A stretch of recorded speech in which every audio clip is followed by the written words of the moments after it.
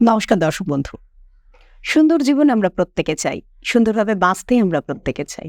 আমাদের জীবনে যদি বাঁচার রসদ কিছু থেকে থাকে, তাহলে সেটা কিন্তু আমাদের পরিবার বলুন, আমার বন্ধু-বান্ধব বলুন, বা আমি যদি বলি যে ক্যারিয়ারের দিকে এগিয়ে যাওয়ার পথে যে অবস্ট্রাকশন গুলো আছে সেগুলো যদি সরে যায়, তাহলে জীবনে বাঁচার রসদটা হয়। কারণ আমরা টাকা ছাড়া বাঁচতে পারি না।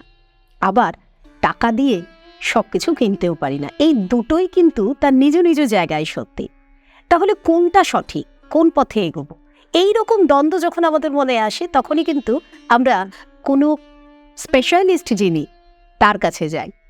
যেমন শরীর খারাপ হলে আমরা ডক্টর ভিজিট করি, কোনো আইনি সমস্যা হলে আমরা লয়ারের কাছে যাই, ঠিক তেমনই যখন ডিসিশন নিতে হয় আমাদের, আমরা চেষ্টা করি অ্যাস্ট্রোলজিক্যাল ওয়েতে, যদি আমরা কোনো সঠিক অ্যাস্ট্রোলজারের কাছে গিয়ে আমাদের এই সমস্যার জায়গা থেকে বেরিয়ে আসতে পারি, তাহলে তার থেকে ভালো কোথায় আর কিছু হয় না। তার মানে ওভারঅল সমস্ত কিছুটাই কিন্তু আমাদের ওই গ্রহ, রাশি, লগ্ন এর বাইরে কিছু না। তো চলুন, আজকেও আমি তানিয়া নিয়ে চলে এসেছি আমাদের স্টুডিওতে সেই মানুষটিকে, যিনি আমাদের এই গ্রহগত দিকগুলো, রাশিগত দিকগুলো, লগ্নের জায়গা থেকে সমস্তটা, বাস্তু বলুন, সংখ্যাতত্ত্ব বলুন বা হস্তরেখা বলুন, সমস্তটা যিনি আমাদের সামনে পুরো ওপেন করে দেয়, ওপেন বুকের মতো করে দেয়, যাতে আমরা বুঝতে পারি, জানতে পারি এবং শিখতে পারি, বাঁচতে পারি। তিনি আর কেউ নন, শ্রী শান্তনু শাস্ত্রী। শুরু করছি আমাদের আজকের অনুষ্ঠান। নমস্কার দাদা। নমস্কার দাদা, আমরা যে বাংলা নতুন বছরে রাশিগত দিক থেকে আমরা কেমন যাব, এই বিষয়টা নিয়ে আমরা পরপর অনেকগুলো ভিডিও করেছি এবং আমাদের দর্শক বন্ধুদের সেখান থেকে যে রেসপন্স আমরা পাচ্ছি, তারা জানতে চাইছে যে আগামী যে রাশিটা রয়েছে, অর্থাৎ তুলা রাশির ওভারঅল কেমন যাবে। আমরা যদি পরপর রাশিগুলোকে নিয়ে বিচার করি, সেই ক্ষেত্রে তুলা কিন্তু 1, 2, 3-এর মধ্যেই থাকবে। ভীষণ ক্রিয়েটিভ, ভীষণ ব্যালেন্সড, ভীষণ সেন্সিটিভ এই তুলা রাশির মানুষরা হয়ে থাকেন। শুক্রের রোমান্টিকতার পূর্ণ প্রকাশ এইটা আমরা তুলার মধ্যে দেখতে পাই এবং একদম ওপেননেস এটা তুলার ক্ষেত্রে আমরা দেখতে পাই। এরা স্পিরিচুয়াল হয়ে থাকেন, এদের মধ্যে প্রত্যেকটা বিষয়কে নিয়ে চলা, এনভায়রনমেন্টের রেসপেক্টে নিজেকে প্রপার ওয়েতে ব্যালেন্স করা, এই বিষয়গুলো আমরা কিন্তু তুলার ক্ষেত্রে ভীষণ ভালোভাবে দেখতে পাই। 1432 আসতে চলেছে এবং এই সময় তুলার ক্ষেত্রে বেশ কয়েকটা বড় বড় পরিবর্তন আমরা দেখতে পাবো। বছরের শুরুতেই একটা বিপরীত রাজযোগ রয়েছে। দেবগুরু বৃহস্পতি তিনি ষষ্ঠপতি হয়ে অষ্টম ভাবে থাকছেন, অর্থাৎ তিনি মীনের অধিপতি, তিনি অবস্থান করে রয়েছেন বৃষতে শুক্র এবং বৃহস্পতি, এর মধ্যে একটা হাউস এক্সচেঞ্জ এটা দেখতে পাওয়া যাবে। বছর শুরু হতে না হতেই শনিদেব তিনি কিন্তু প্রবেশ করেছেন মীন রাশিতে। তুলার 6th হাউসে প্রচুর পরিশ্রম করবার টেন্ডেন্সি তুলার ক্ষেত্রে বাড়বে।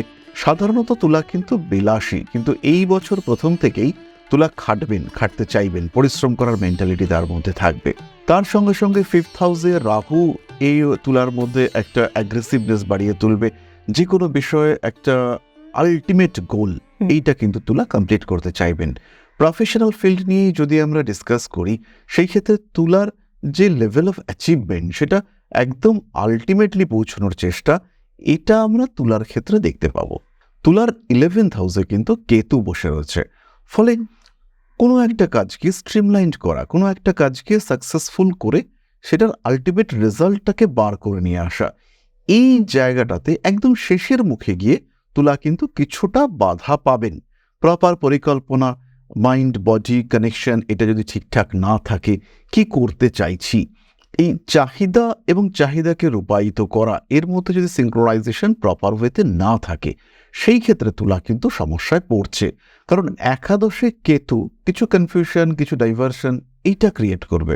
আর একটি বিষয় আমি বলবো ভীষণভাবে সাবধান থাকতে, সেটি হচ্ছে শরীরটাকে নিয়ে। কর্ম পেশা এগুলো তো থাকতেই হবে, কিন্তু যতক্ষণ আমি আছি আমার সঙ্গে সম্পর্কিত সমস্ত কিছু রয়েছে, আমাতেই আমার জগৎ, আমি নেই আমার আর কিছু নেই। তো এই আমাকে ঠিকঠাক রাখার চেষ্টা, এটা কিন্তু 1432-এ তুলাকে ভীষণভাবে করতে হবে। নিজেকে ফিট রাখতে হবে, হ্যাপি রাখতে হবে, হেলদি রাখতে হবে। ওকে, তো সেই জায়গায় দাঁড়িয়ে আমরা তো হেলথটা শুনলাম, এবার একটু ফাইন্যান্সিয়াল দিকে যাই, অর্থাৎ চাকরিজীবী যারা বা যারা চাকরিতে প্রবেশ করতে চাইছে, তাদের ক্ষেত্রে কি বলবে? যারা চাকরিতে প্রবেশ করতে চাইছে বা যারা চাকরি করছে, যারা চেঞ্জ করতে চাইছে, তাদের জন্য খুব ভালো খবর নিয়ে এসেছেন শনিদেব 6th হাউসে প্রবেশ করেছেন এবং 6th হাউসটাই হচ্ছে চাকরির ঘর। চাকরি যেখানে অন্য একজনের সিস্টেমে আমাকে কাজ করতে হচ্ছে, সেটা রাষ্ট্রের হতে পারে, সেটা পার্সোনাল হতে পারে, সেটা কোনো একটা সিস্টেমের হতে পারে, কোম্পানির হতে পারে, সেই সিস্টেমে আমাকে কাজ করতে হচ্ছে। একটা সার্টেন টাইমে আমি লেবার দিচ্ছি এবং সেখানে আমি কিছুটা টাকা পাচ্ছি রেগুলার বেসিসে, একটা মান্থলি ফিক্সড স্যালারি, এটা থাকার কথা। তো এটাকে কন্ট্রোল করেন শনিদেব এবং 6th হাউস। তারা দুজনে একাত্ম হয়ে রয়েছেন, 6th হাউসে শনিদেবের প্রবেশ করেছেন, ফলে তুলার চাকরির ক্ষেত্রে ডেভেলপমেন্ট রয়েছে। স্যাটিসফ্যাকশন থাকবে না, বেশি খাটতে হবে, খাটিয়ে নেওয়ার একটা টেন্ডেন্সি, তুলার বস তুলাকে একটু খাটিয়ে নিতে চাইবেন, প্রেশারাইজ করে যে তোমায় করতেই হবে, এই ধরনের স্ট্রেস থাকবে।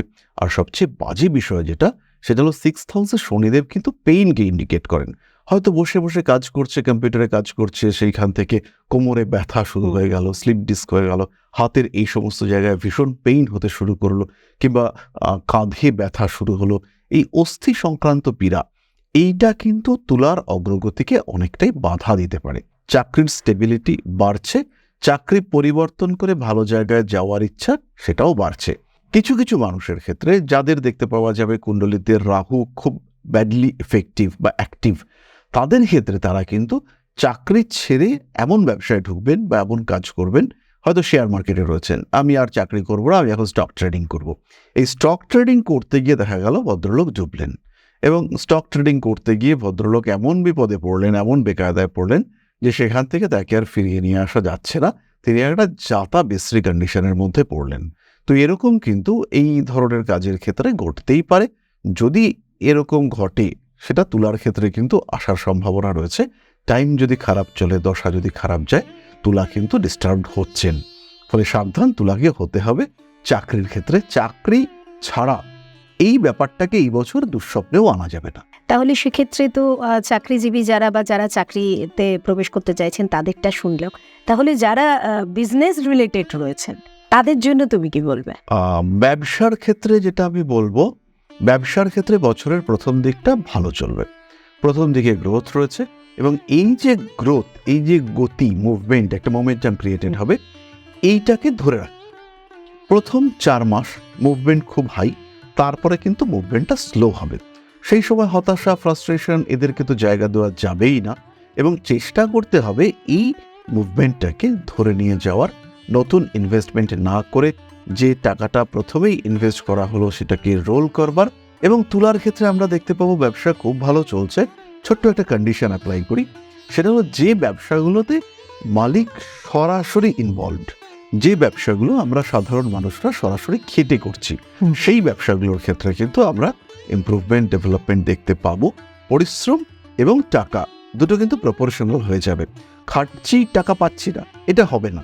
আর খাটছি না, শুয়ে আছি, টাকা পাচ্ছি, এটাও এই বছর কিন্তু হবে না। যে বিজনেসই হোক না কেন, বিজনেসে যত লোকই থাকুক না কেন, ডিরেক্ট ইনভলভমেন্ট বাড়াতে হবে। ভারী জিনিসপত্র, কাঠ, আসবাবপত্র, আয়রন, গাড়ি, ট্রান্সপোর্ট, এক্সপোর্ট, বিদেশ সংক্রান্ত ব্যবসা, এগুলোর ক্ষেত্রে ইমপ্রুভমেন্ট অনেকটাই বেশি। এবং ইলেকট্রনিক্সের ব্যবসা, mobile phone, music system, art, music ইত্যাদির জিনিসপত্র, এডুকেশনাল আইটেমস, এগুলোর ক্ষেত্রে কিন্তু কিছু সমস্যা দেখতে পাওয়া যাবে। তুলা রাশির ওষুধ ব্যবসায়ীরা, তারা কিন্তু এই বছর কিছুটা ডিস্টারবেন্সের মধ্যে থাকবেন। যারা কোনো রকম প্রোডাকশন ওরিয়েন্টেড বিজনেস করেন, যেমন ম্যাচিস কিংবা এই ধরনের খাদ্যদ্রব্য যারা প্রোডাকশন করেন, তাদের ক্ষেত্রে একটা ওভারঅল ডেভেলপমেন্ট বা একটা ঠিকঠাক সিচুয়েশন আমরা দেখতে পাবো।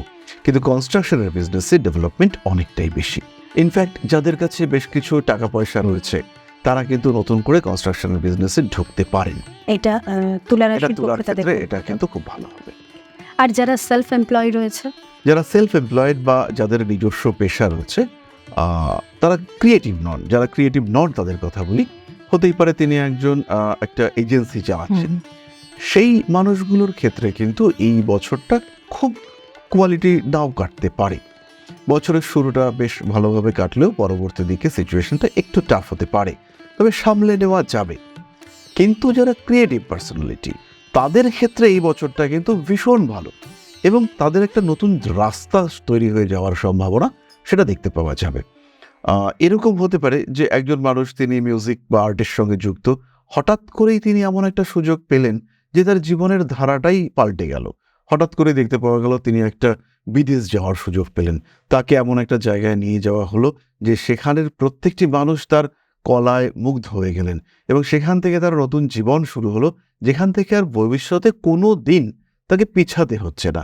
তিনি সবসময় ফিল করছেন যে গ্রোথ গ্রোথ গ্রোথ, এটা কিন্তু ঘটতে দেখতে পাওয়া যাবে। আর তুলা রাশির এই বাংলা নতুন বছরের ওভারঅল একটা রেমেডি যদি তুমি দিতে চাও তাহলে সেটা কি দেবে? আর যদি প্রফেশন ওরিয়েন্টেড আমরা রেমেডি চাই, সেই ক্ষেত্রে আমরা একটি গ্রহকেই টার্গেট করব, সেটি হচ্ছে শনিদেব। শনিদেবের রেমেডি করবার জন্য আমরা শিব তাণ্ডব স্তোত্র পাঠ করতে পারি, আমরা মহামৃত্যুঞ্জয় মন্ত্র এটা পাঠ করতে পারি। ডান পায়ে ছেলেরা, বাম পায়ে মেয়েরা একটা লোহার বালা সেটা ধারণ করতে পারি পায়ে, এটা কিন্তু খেয়াল রাখতে হবে। এমিথিস্ট ব্রেসলেট সঙ্গে 7 মুখের রুদ্রাক্ষ, এটা ভীষণ এফেক্টিভ হবে আমাদের ক্ষেত্রে। আর তার সঙ্গে সঙ্গে কোনোটাই যদি পসিবল না হয়, সেই ক্ষেত্রে হনুমান মন্দিরে গিয়ে পশ্চিমমুখী ঘিয়ের প্রদীপ, পশ্চিম দিকে প্রদীপটাকে মুখ করে ঘিয়ের প্রদীপ যদি আমরা জ্বালাই, সেই ক্ষেত্রেও আমরা কিন্তু এই বছরে ফাইন্যান্সিয়াল স্ট্রেসগুলোকে সহজে ওভারকাম করতে পারবো। সুতরাং ডেভেলপমেন্ট, বেটারমেন্ট এগুলোকে আমরা অ্যাক্সেস করতে পারবো। এক্ষেত্রে কিন্তু কোনো রকম কোনো সমস্যা হচ্ছে না। বেস্ট এবং কস্ট এফেক্টিভ রেমেডি যদি আমরা চাই, সেই ক্ষেত্রে এমেথিস্ট এবং পাইরাইটস কম্বিনেশন ব্যবহার করা যেতে পারে। এই কম্বিনেশন কিন্তু ফাইন্যান্সিয়াল সেক্টরটাকে খুব ভালো করে দেবে। আমরা সবসময় চেষ্টা করি যে অনেক কিছু জানার পর আরও অনেক কিছু জানার জন্য চেম্বারে এসে ওনার সাথে দেখা করার, আর সেই রাস্তাটা কিন্তু অবশ্যই আছে আপনাদের জন্য। অনলাইনেও আপনাদের জন্য ব্যবস্থা আছে, তাই যারা অনেক দূরে থাকেন, সময়ের জন্য আসতে পারছেন না বা দূরত্বটা ম্যাটার করছে, তাদের জন্য বলবো অনলাইনে আপনারা কিন্তু যোগাযোগ করতে পারেন শ্রী শান্তনু শাস্ত্রীর সঙ্গে। সেক্ষেত্রে ডিটেলস জানার জন্য যে নাম্বারগুলো রয়েছে সেই নাম্বারে কল করুন, আমাদের ব্যাক অফিসের যে টিম আছে তারা আপনাদেরকে হেল্প করবে। আর যারা চেম্বারে আসতে চাইছেন তাদের জন্য বলে দেবো যে দমদম ক্যান্টনমেন্টে ওনার নিজস্ব চেম্বার রয়েছে, তার পাশাপাশি আপনাদেরই অনুরোধে তিনি কিন্তু কালীঘাটে চেম্বার করছেন। সেখানেও আসার জন্য বা দমদমের চেম্বারেও আসার জন্য বুকিং নাম্বারে অবশ্যই কল করবেন। এই মুহূর্তের নাম্বারগুলো আপনাদের স্ক্রিনে কিন্তু ফ্ল্যাশ হচ্ছে, কল করে নামটাকে অবশ্যই এনরোল করাবেন। আমরা সবসময় জানি যে ঋষিবাণী ইনস্টিটিউট মানেই শিক্ষার আরেকটা দরজা খুলে দেওয়া, যে দরজা দিয়ে প্রবেশ করলে শুধুমাত্র শিক্ষার জায়গা থেকে নয়, শিক্ষাকে আমি পেশাগতভাবে কিভাবে নিতে পারবো সেই জায়গাটাকেও কিন্তু সমানভাবে আপনাদের সামনে তুলে ধরা হয়। এবং এখানকার যারা ফ্যাকাল্টিতে রয়েছেন, সেই সঙ্গে এখানকার যিনি প্রিন্সিপাল অর্থাৎ শ্রী শান্তনু শাস্ত্রী, তিনিও কিন্তু নিজে আপনাদেরকে ক্লাস করাচ্ছেন এবং শিখিয়ে দিচ্ছেন, বুঝিয়ে দিচ্ছেন, জানিয়ে দিচ্ছেন কি কি শিক্ষা এখান থেকে আপনারা পাচ্ছেন, কি কি সাবজেক্ট আপনারা এখান থেকে জানতে পাচ্ছেন। চলুন সেটা দাদার থেকে জেনে নেব। প্রথমেই বলি, Rishibani institute of Vedic astrology, এখানে কিন্তু আমরা কনসালটেশনের থেকে এডুকেশনকে বেশি গুরুত্ব দিয়ে থাকি। আমরা মানুষকে দেখি, অবশ্যই দেখি, তা আমরা কনসালটেশন, কাউন্সেলিং ইত্যাদি করি, কিন্তু আমাদের মেইন মোটো হলো এডুকেশন। জ্যোতিষের যেটা ঘাটতি আমি আমার শিক্ষা জীবনে দেখতে পেয়েছি, শিক্ষা জীবন চলছেই, তো সেটা হচ্ছে একটা প্রপার সিস্টেমেটিক সিলেবাস এবং প্রপার এডুকেশন ডেলিভার, এইটার অভাব। মানুষকে শেখাতে চাইছি, কিন্তু এক্স্যাক্টলি কি শেখাবো, শিখবার পরে আউটকাম কি হবে। যেহেতু আমার বেসিক মাদার সাবজেক্ট হচ্ছে এডুকেশন, তো সেই ক্ষেত্রে আমি এই বিষয়টা খুব ভালোভাবে বুঝি যে একটা বিষয় শেখাবার পরে মানুষটার কি কি শেখা উচিত আমি শেখালাম, তার ফলে বিহেভিয়ারাল চেঞ্জ হলো, কিন্তু চেঞ্জটা কি হলো এইটা আমাকে দেখতে হবে। এর জন্য একটা প্রপার সিস্টেমেটিক কারিকুলাম দরকার, যেটা আমাদের ট্র্যাডিশনাল অ্যাস্ট্রোলজির ক্ষেত্রে ছিল না। তো সেটা আমরা ইন্ট্রোডিউস করতে পেরেছি এবং এই মুহূর্তে আমাদের যে কোর্সগুলো চলছে, আমাদের প্রত্যেক 3 মাস পর পর অফলাইন এবং অনলাইন দুটো ক্ষেত্রেই নতুন করে ক্লাস শুরু হয়। তো যারা এই ক্লাসগুলি করছেন তারা প্রত্যেকেই খুব উৎসাহী হয়ে উঠছেন এবং এখানে আমরা জ্যোতিষের সঙ্গে সঙ্গে ট্র্যাডিশনাল পামিস্ট্রি অর্থাৎ হস্তরেখাবিদ্যা, বাস্তুশাস্ত্র, সংখ্যাতত্ত্ব এগুলোও করাচ্ছি। ফলে যখন একজন মানুষ তিনি চেম্বার প্র্যাকটিস শুরু করছেন, তখন যে যে টুলস তার দরকার তার প্রত্যেকটি কিন্তু তার কাছে আছে। এবং জ্যোতিষ শিক্ষার পরে একজন মানুষকে অর্থাৎ একজন ক্লায়েন্টকে গাইড করবার জন্য যা যা প্রয়োজন হতে পারে সমস্তটাই আমরা তাকে প্রোভাইড করছি। ফলে তার কনফিডেন্স বাড়ছে, ক্লায়েন্ট উপকৃত হচ্ছে এবং আলটিমেটলি জ্যোতিষের সঙ্গে ক্লায়েন্টের সম্পর্ক, জ্যোতিষের মাধ্যমে ক্লায়েন্টের উপকৃত হওয়ার প্রবণতা সেটা অনেকটাই বাড়ছে। আজই যোগাযোগ করুন শ্রী শান্তনু শাস্ত্রীর সঙ্গে। আর এই ধরনের অনুষ্ঠান দেখার জন্য চোখ রাখুন আমাদের চ্যানেলে। জানতে হবে, বুঝতে হবে এবং সেখান থেকে শিখতে হবে, এবং সেই শিক্ষাকে নিয়ে আমাদের এগিয়ে চলতে হবে। ভালো থাকবেন, সুস্থ থাকবেন। আর যে কথাটা আমি বারংবার বলি তা হলো শ্রী শান্তনু শাস্ত্রীর হাতটা শক্ত করে ধরে রাখবেন। ধন্যবাদ দাদা। নমস্কার। জয় মা আদিশক্তি।